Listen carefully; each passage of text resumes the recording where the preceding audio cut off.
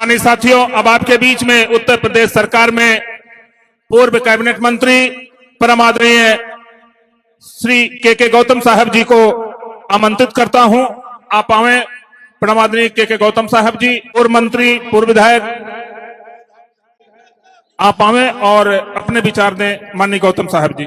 लोग कहते हैं बदलता है जमाना, मर्द वे हैं जो जमाने को बदल दें। मर्द वे हैं जो जमाने को बदल दे। तो जमाना को बदलने के लिए आज यहां पर एक मीटिंग बड़ी विशाल हो रही है।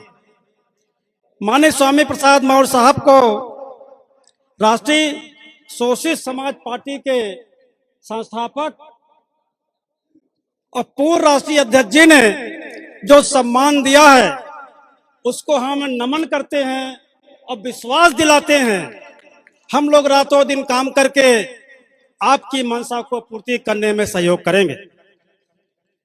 साथियों, परम पूज्य बाबा साहब अंबेडकर ने उंगली दिखाया है। परम पूज्य बाबा साहब ने उंगली दिखाया है। यहां बैठे हुए जितने हमारे साथी क्या बताएं, बाबा साहब अंबेडकर ने किसको उंगली दिखाया था? बाबा साहब अंबेडकर मंदिर को नहीं दिखाया था, मस्जिद को नहीं दिखाया था, गुरुद्वारा को नहीं दिखाया था, बौद्ध विहार को नहीं दिखाया था। परम पूज्य बाबा साहब अंबेडकर दिल्ली को, सचिवालय को दिखाया था। परम पूज्य बाबा साहब अंबेडकर का आपने कसम नहीं खाया। परम पूज्य बाबा साहब अंबेडकर को आप मानते नहीं हैं। और परम पूज्य बाबा साहब अंबेडकर मानने वाले शिवालय छोड़कर सचिवालय आ गए। आपको पता है? शिवालय का छोड़ दिया और सचिवालय आ गए। तो मित्रों, शिवालय आपको छोड़ना चाहिए, सचिवालय आपको आना चाहिए। सचिवालय करे परम पूज्य बाबा साहब अम्बेडकर ने बताया था। अपना पूरा समय माननीय स्वामी प्रसाद मौर्य जी ने जो पार्टी बनाई है नई आरएसएसपी के बारे में, जिनका एक अभी ताल कटोरा स्टेडियम के अंदर बहुत बड़ा सम्मेलन, कार्यकर्ता सम्मेलन और पूरी रूपरेखा को वहां पर अपने कार्यकर्ताओं के बीच में और देश के समक्ष उन्होंने रखने का काम किया। तो एक मैं तो कहूंगा कि एक अच्छा कदम है, क्योंकि अभी तक वो जिस तरह से भाजपा में चले गए तो बड़ा नेगेटिव नरेशन उनके प्रति लोगों का बना। और उसी में एक पूर्व मंत्री जो मान्यवर कांशीराम साहब के और बहन कुमारी मायावती के बड़े करीबी रहे के गौतम साहब, जो अभी तक अखिलेश यादव की पार्टी में, समाजवादी पार्टी में थे, और वो भी छोड़ करके पार्टी वहां से रिजाइन करके स्वामी प्रसाद मौर्य जी की पार्टी में शामिल हो गए हैं। तो कल हमारी ऑन कॉल बात हुई, क्योंकि वो लखनऊ आते ही अगले दिन शाम को ही चले गए थे, तो काफी उनको डिटेल में बात हुई। हमने कई सवाल भी किए उनसे। तो उन्होंने वैसे तो कई हजार कार्यकर्ताओं के बीच में उन्होंने पूरा मोदी और आरएसएस से लड़ने का पूरा जो प्लान अपना समक्ष रखा है देश के समक्ष। और जहां तक मैं बात करूं के गौतम साहब की, तो के गौतम साहब से मैं पिछले दिनों कुछ टाइम पहले मैं लखनऊ गया हुआ था सामाजिक किसी मूवमेंट के लिए। तो वहां पर उनसे बड़ा अच्छी मुलाकात रही।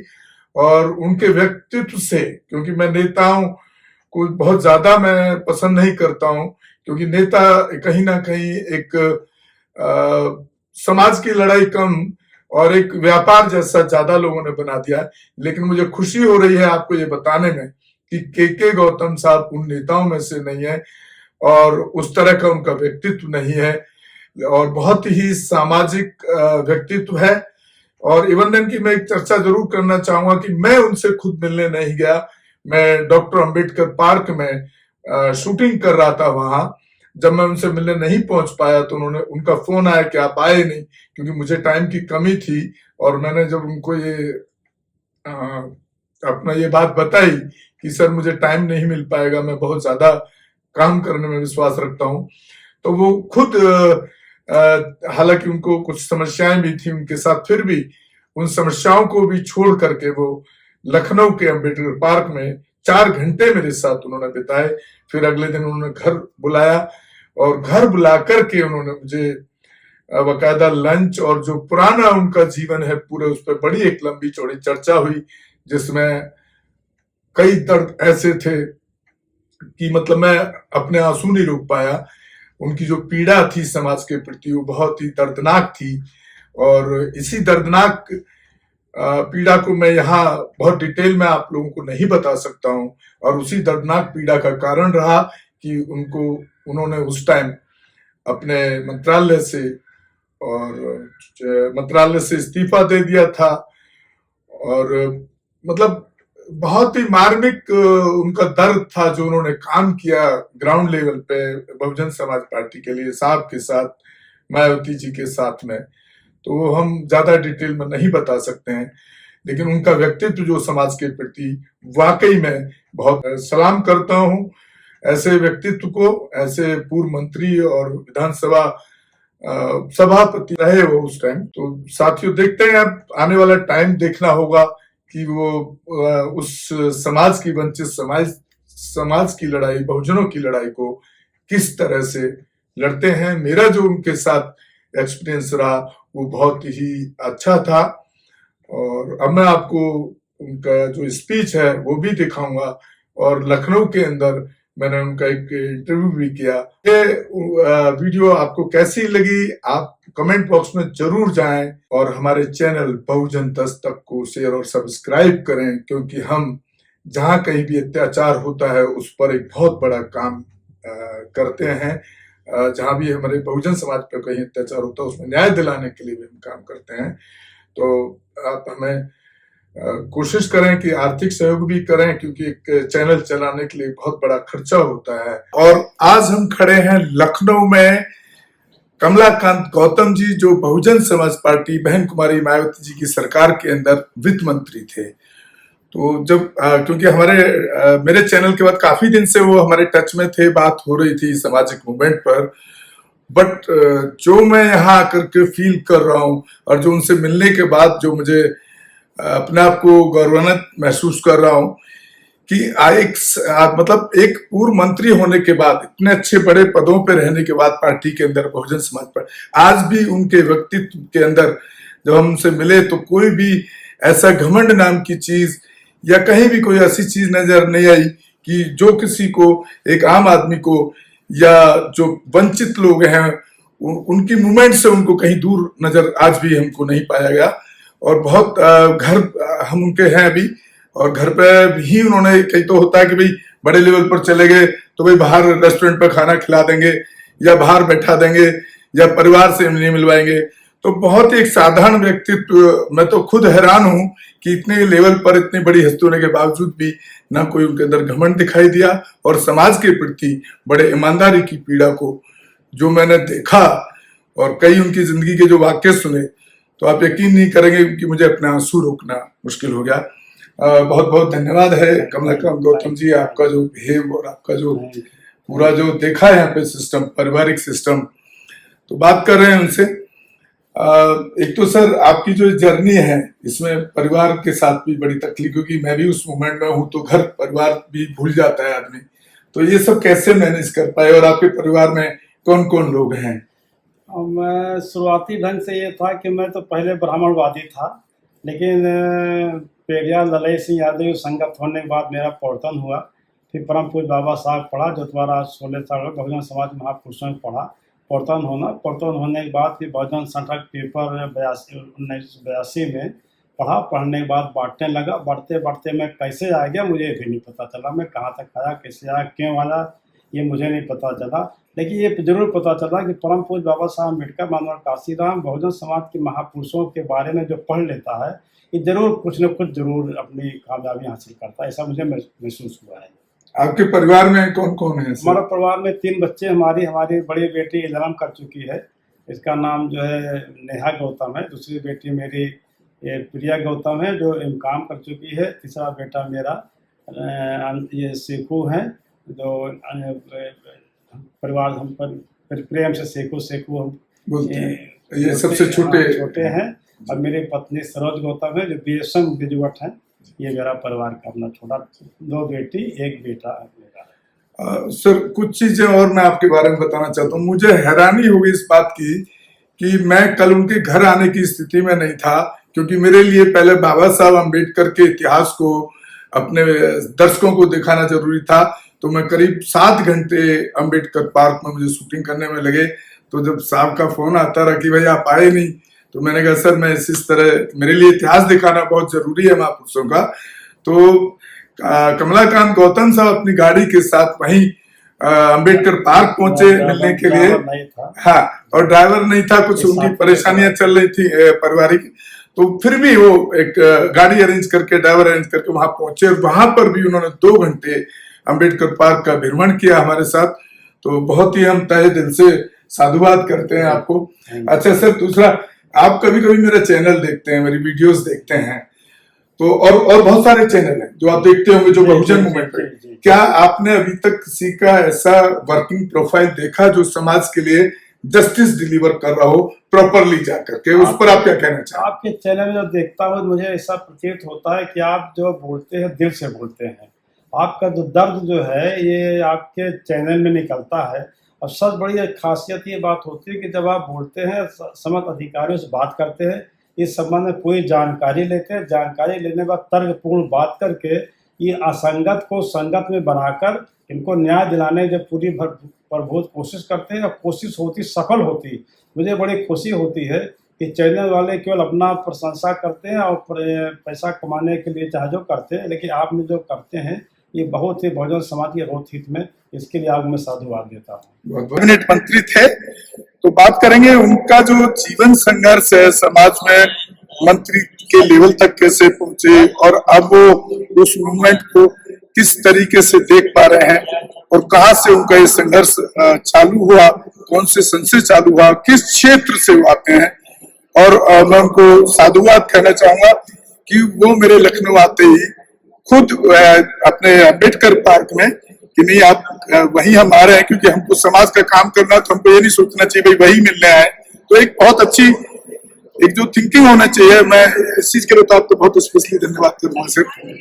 सर, आपकी जो जर्नी है, कुछ सवाल करेंगे सर। मेरे चैनल बहुजन दस्तक है और वो न्याय दिलाने के लिए बड़ी ईमानदारी से काम कर रहा है इसमें, जहाँ एट्रोसिटीज होती है खासतौर से। तो पहले तो आप ये बताइए, आप इस मुहिम को जो हम काम कर रहे हैं न्याय दिलाने, उसको किस रूप में देखते हैं? इसको तो मैं साधुवाद दूंगा आपको मैं साधुवाद दूंगा जो आप काम कर रहे हैं, क्योंकि मैं कभी कभी सोशल मीडिया मुझे देखने का मौका मिलता है। आप डायरेक्ट बात भी करते हैं, लिखा पढ़े भी करते हैं, और अधिकारी को जिससे अन्याय होता है इससे संपर्क करके अधिकारियों को सूचना भी देते हैं और निराकरण भी करते हैं। ये आपके लिए साधुवाद है, होना भी चाहिए।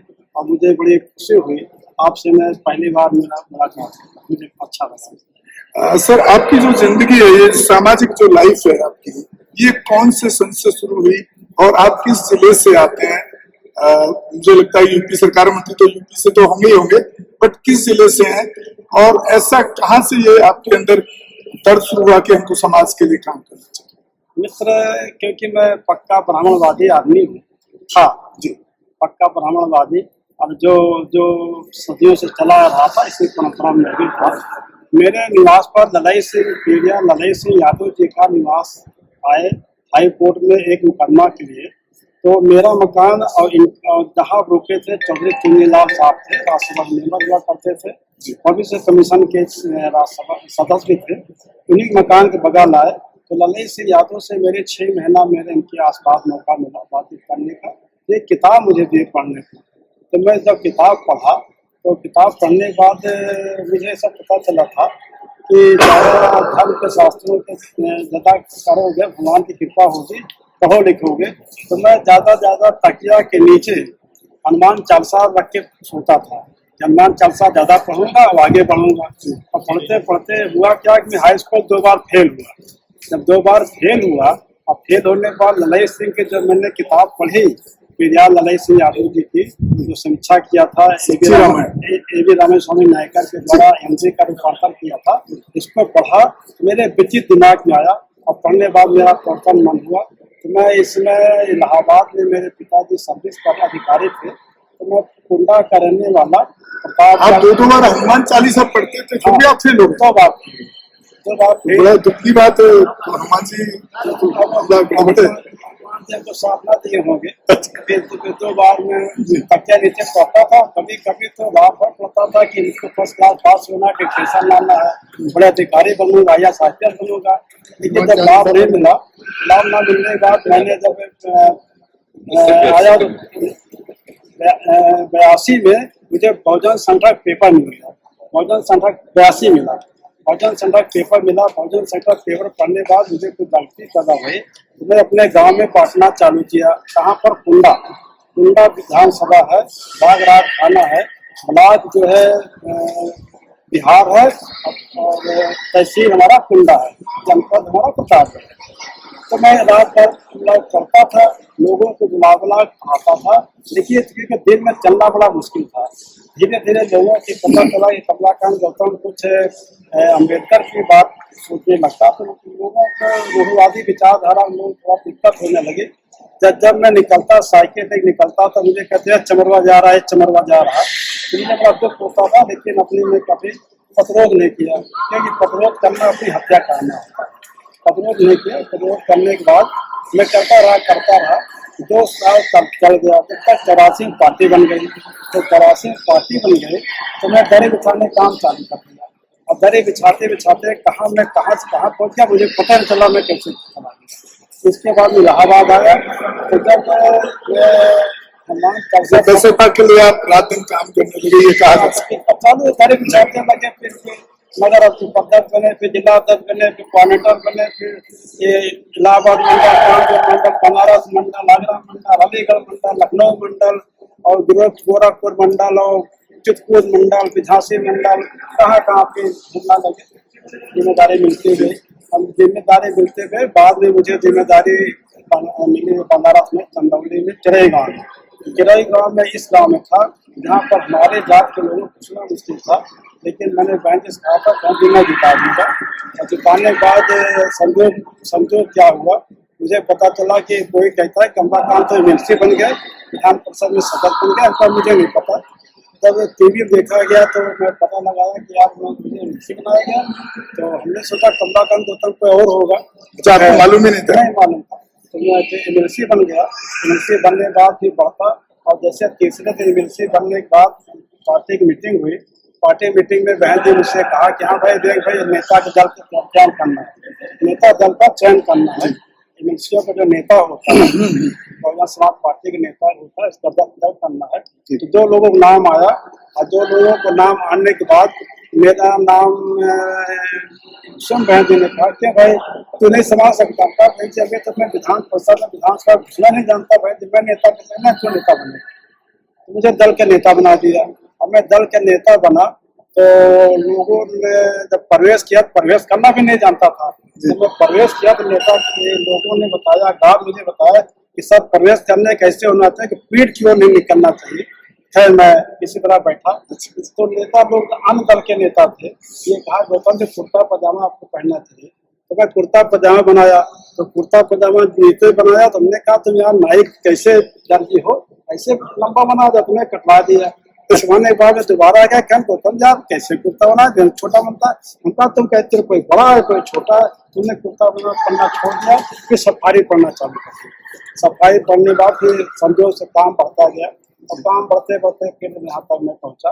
और फिर जब लखनऊ का सरकार फुल फेस की सरकार जब बनी, तो फुल फेस के सरकार बनने के बाद जब दल के नेता बना, तो माननीय नेताजी से कई बार काफी मेरे दुष्कर्ष और आगे सीट मिलती थी, बैठने की आगे सीट मिलती, नेता होने की दल के नेता। नसीमुद्दीन सिद्दीकी साहब और बाबू सिंह कुशवाहा मेरे आजू बाजू बैठा करते थे। लेकिन नेताजी मुख्यमंत्री थे, आए, और आने के बाद में संजोग से मैं ऐसे कोई मामला था, 2 जून घटना जब घटी थी तो मेरे दिमाग कुछ बात में, तो मैं कुर्सी में नहीं उठी। माननीय मुख्यमंत्री को लगा कि यार कैसा आदमी है ये, तो मेरे ऊपर कुछ बता। ये तब की सरकार थी जब कोलैबोरेशन की? हाँ नहीं, अच्छा बात इंडिपेंडेंट सरकार। खैर हुआ, बाद में मुझे से आपस में कुछ हुआ तो मेरी पत्नी को एक धमकी दी गई कि तेरी पत्नी को आधी बाटी इधर रहेगी, आधी बाटी इधर रहेगी। तो मैं विधान परिषद में उठाया कि भाई मेरा बात सुनी जाए। विधान परिषद ने कहा भाई पहले आप हाउस को चलने दो। हम कहा नहीं, पहले मेरी बात सुन लिया जाए।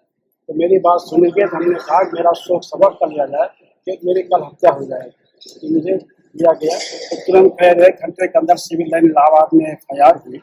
FIR होने के बाद मेरी जान को बची। जान बचने के बाद फिर इसके बाद जब मैं बाबा साहब की जयंती जब प्रथम बार किया कुंडा में, अपने गांव में किया, तो पूरे गांव वाले भाग गए। बागराज CEO आया था, बागराज CEO था, थाना बागराज CEO आया, पूरे गांव के लोग चले गए। एक भी आदमी गांव भाग गया कि अम्बेडकर जयंती में कोई भी गांव का आदमी नहीं था। लेकिन मैं संकल्प कराया था, लेकिन कोई नहीं आया। तो अपने दादी को मैं पतित बना और मैं भाषण देने लगा। और भाषण देने के बाद 1 घंटे बाद सारी मीटिंग खत्म हो गई। मीटिंग होने के बाद खुद मेरे पर आक्रमण हुआ, मेरे स्पायर में चोट लगी। तो 13 साल बेल्ट बांधता था, लोहे का बेल्ट बांधता था। 13 साल पैर में चोट लगी थी, 13 साल बेल्ट बांध के चलता था। संयोग से ऐसे होता रहा, तमाम घटनाएं घटती रही। सर, कोई ऐसी जातिवादी घटना जो आपको आज भी कहीं ना कहीं आपको दर्द करती है? जब मैं चलता था तो कहते हैं चमरवा जा रहा है, चमरवा जा रहा है, चमरवा जा रहा है। आप सोचो इस समय में जल्दी कर लिया था, एक पेट बन गया था, और कोई आदमी कोई 8 साल बच्चा, 10 साल बच्चा के चमरवा जा रहा, कैसे बीतता होगा भाव कर सकते हैं। और जब मुझे एक मंदिर में गए कसम खाने के लिए इसको मार डाला जाए, तो मेरे आक्रमण, जब मेरे घर पर आक्रमण हुआ, मेरे घर प्रतापगढ़ में, तो मेरे घर में आक्रमण हुआ। मेरा अपराध क्या था? परम पूज्य बाबा साहब अम्बेडकर जयंती मनाई। तो तुमने अम्बेडकर जयंती क्यों मनाई? क्योंकि अम्बेडकर जयंती मनाने के बाद अजीब से पता क्या सोच थी। तो 11 लोगों ने कसम खाई हत्या कर लिया जाए, चंदा मिला हत्या कर लिया जाए। लेकिन हमने कहा कि मेरी हत्या हो जाए, मेरी मूर्ति लग जाएगी, मेरी मूर्ति लगी, मैं नेता बन जाऊंगा। हमें कोई डर नहीं। 11 लोग आक्रमण किए, मकान तोड़ा गया, दरवाजा तोड़ा गया, खपरा तोड़ा गया, लेकिन मेरे पास आम काटने की चाकू भी नहीं। देखिए 11 लोग जो भगवान के सामने के कसम खाए आज तो हत्या कर दी जाएगी चंदा मिलाकर। लेकिन मैं तो कभी बड़ा विचलित होता हूँ कि भगवान कसम खाने वाले लोग भी मेरी हत्या नहीं कर पाए। अभी मैं बचा रहा, और बचा होने के बाद यहाँ तक सेवा करने को मिला। सर, आज बैसपा को किस रूप में देखते हैं? जहाँ एक प्रदेश की सरकार मिली, आज हम ऐसे ऐतिहासिक महान जगह पर खड़े हैं जो आपकी सरकार द्वारा, बहन जी की सरकार द्वारा बनाया गया। देखिए अब किस स्थिति में देखते हैं? सुश्री बहन मावती ने जो काम किया, ऐतिहासिक काम किया, सराहना के पात्र है। और बहन जी ने जो काम किया, विश्व लेवल के काम किया। आज यहाँ वो खड़े हैं, जो आप खड़े हैं, जो भी लोग देख रहे हैं, बहन जी ने जो काम किया बहुत अच्छा काम किया। परिस्थितियाँ कुछ अनुकूल न हुई, अभी बहुत विवाद का मामला है। ऐसे में 11 जनवरी 2012 को मैंने सुश्री बहन मावती जी को 10:30 बजे रात में कह दिया था सरकार ने। 11 जनवरी 2012 को मैं ठीक था, मैं सब मुख्यवादी पर था। बहन जी को 11 जनवरी 2012 को जो मैंने भाई इलेक्शन होना था, मैं गया था फरुखाबाद यहाँ से गया। बहन जी को 10:30 बजे रात मैंने फोन किया था कि बहन जी सरकार नहीं बनी। तो बहन जी सेकंड टर्म, हाँ, सेकंड टर्म 11 जनवरी 2012 सेकंड टर्म के बाद चुनाव होना था, जिसमें देश की सरकार चुनाव होना था, मैं ऐलान कर दिया था सरकार नहीं बनेगी। नहीं, ठीक, सरकार नहीं बनेगी। और सरकार में इस पर नाराज हुए। मुझे 3 बार फोन किया, विचलित हो गए। CM थी, विचलित हो गई। और विचलित होने के बाद कहा कि 12 जनवरी को तुमको आना है, मेरे पास कैसे करना है, मैं सबको बुलाती हूँ, सरकार क्यों नहीं बनेगी। तो 12 जनवरी को 12 जनवरी होता है, तो 12 जनवरी को जब मुझे बुलाया गया, एक मैं ढाबा में खाना नहीं खाया, चिंता था। 12 जनवरी बुलाया गया, लेकिन संजोग से मुझे सुबह फिर फोन आ गया 12 जनवरी को, मुझे पुनः फिर बुलाया गया। जब बुलाया गया यहाँ तो कोई नहीं मिला, केवल नसीब उन्नीस सिद्दीकी जी मिले।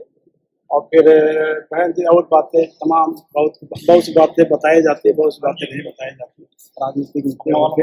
फिर सरकार नहीं बनी। 2 महीने बाद मुझे दिल्ली बुलाया गया, और 2 महीने बाद दिल्ली बुलाने के बाद जब हमने हाथ जोड़ कर कहा कि बहन जी सरकार नहीं बनी, मेरी बात आप मान जाती, सरकार बन जाती। बहन जी ने कहा किसकी बात मानूं? हम कहा बहन जी मेरी बात माने। कि क्यों माने? हम कहा बहन जी मैं तो वर्कर हूँ, नेता तो हूँ नहीं, मैं किसकी बात मानूं? इस दिन बहन जी ने दिनकर जी के भी नाम लिया था, इस दिनकर जी का नाम लिया। हाँ, बुंदेलखंड वाले माननीय मंत्री जी का बड़े भाई हैं, इनका भी नाम लिया बहन जी। किस चीज की बात बताऊँ? बहन जी मैं नेता नहीं हूँ, मैं वर्कर हूँ बहन जी।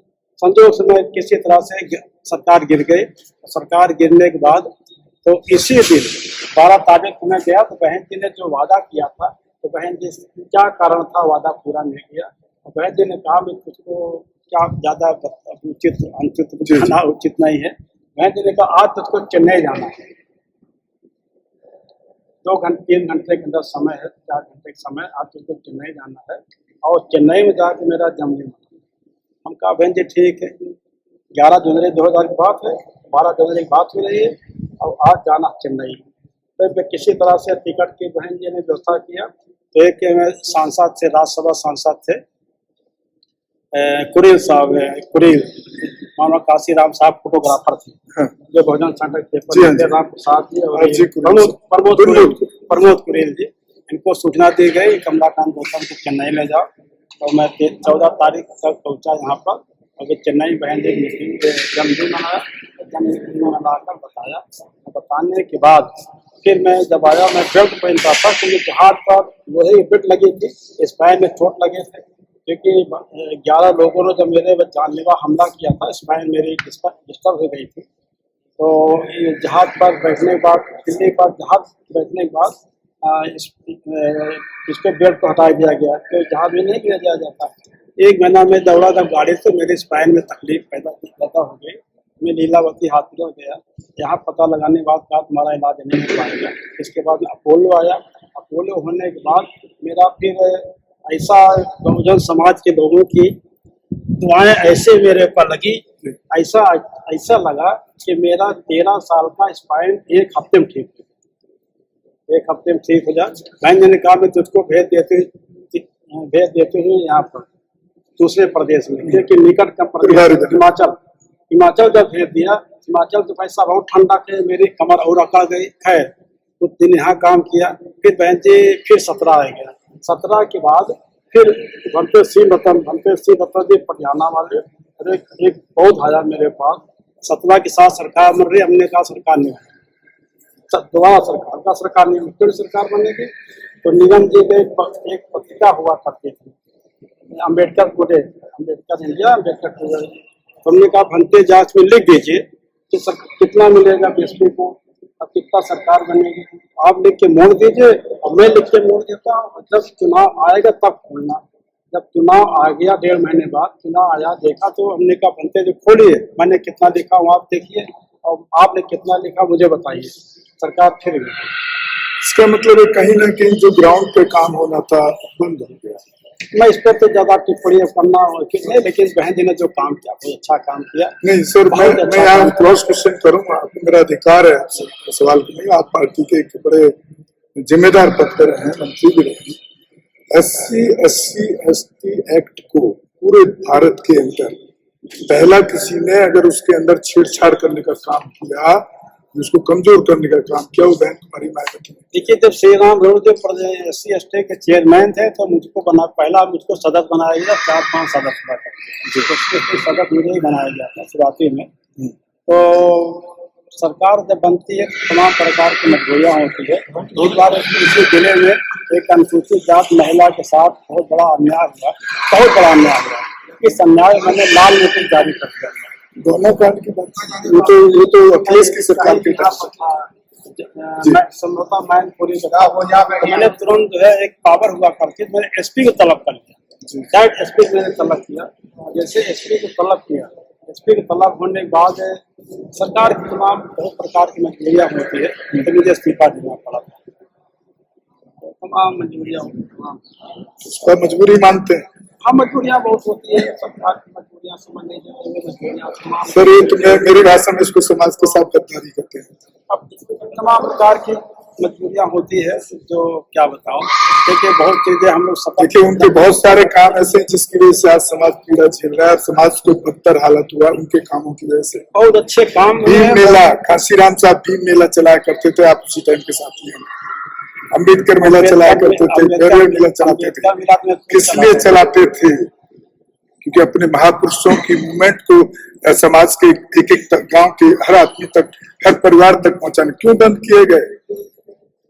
देखिए कैडर क्यों बंद किए गए? देखिए अब जैसे बहुजन संघर्ष पेपर है, बहुजन संघर्ष पेपर खत्म हो गया, बंद कर दिया गया। होना तो चाहिए। जब आप समाज के बीच में जाकर काम नहीं करेंगे तो आपकी सरकार बनेगी कैसे? क्या वो जिलाध्यक्ष जो मैं तो उनको कलेक्शन एजेंट बोलता हूँ, क्या वो जिलाध्यक्ष सरकार बना देंगे जब तक आप समाज के बीच में काम नहीं करेगी पार्टी? तो कोई भी पार्टी जी हाँ करना चाहिए था, लेकिन अब कहीं मजबूरियां हैं। 84 में साहब मैंने भी ज्वाइन किया था। 91 के इलेक्शन में मैं चाकू अटैक झेलूं दिल्ली जैसे शहर में, आप तो फिर भी गाँव में 11 लोगों ने चाकू से अटैक किया मेरे ऊपर। आज तक बहन जी के दर्शन नहीं कर पाया। हमारे ऐसे हजारों लोगों ने काम किया, हमें हजारों लोगों ने। और बताऊं आपको, कांसीराम साहब उस मेरी घटना के ऊपर खुद आए दिल्ली के अंदर, 5000 लोगों से थाने पे पथराव करा गया, तब 11 लोगों को अरेस्टिंग हुआ। दिल्ली का कमिश्नर वहां खड़ा था, दिल्ली का एलजी वहां खड़ा था अपने हालात करने। ये मेरे साथ हुई घटना। तो जब आप समाज को छोड़ दिए, आपका मकसद ही एक हो गया कि वो मैं दूसरी भाषा कड़वा भाषा बोलता हूँ, मैं एग्रेसिव हो जाता हूँ क्योंकि मेरा जीवन खराब मेरा भी हुआ, खराब नहीं कहूंगा मैं उसको, सीखा हमने आज। हाँ, हमने प्लेटफॉर्म चेंज कर दिया, हमने राजनीति का प्लेटफॉर्म चेंज करके हमने साहब काशीराम जी के उस कोट को अपना लिया कि सामाजिक आंदोलन चलता रहना चाहिए, राजनीतिक आंदोलन चले ना चले। क्योंकि काशीराम साहब राजनीति को दूसरा सेकेंड प्रायोरिटी में लेते थे, काशीराम साहब उसको सेकेंड प्रायोरिटी में, बहन जी ने उसको पहला प्रायोरिटी में लिया। और हुआ क्या कि ना राजनीति बची है आपके पास, न समाज बचा। मानो एक बार मानो काशीराम साहब को बहुजन सुरक्षा दल का जिला प्रभारी बनाया इलाहाबाद कौशाम्बी का जी।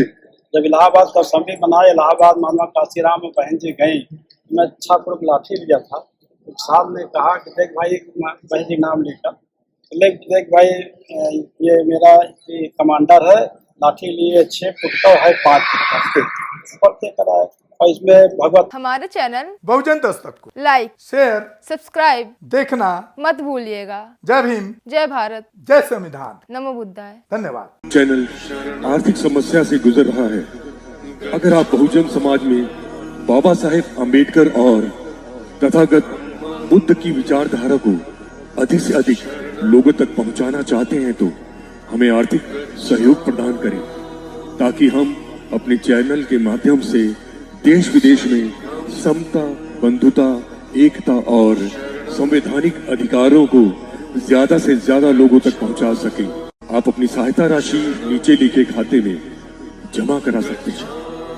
खाता धारक गौतम रत्ना, खाता संख्या 3169576865 IFSC कोड SBIN 0060336, बैंक भारतीय स्टेट बैंक। आप हमारे बैंक खाते का विवरण स्क्रीन पर भी देख सकते हैं। जय भीम, जय भीम।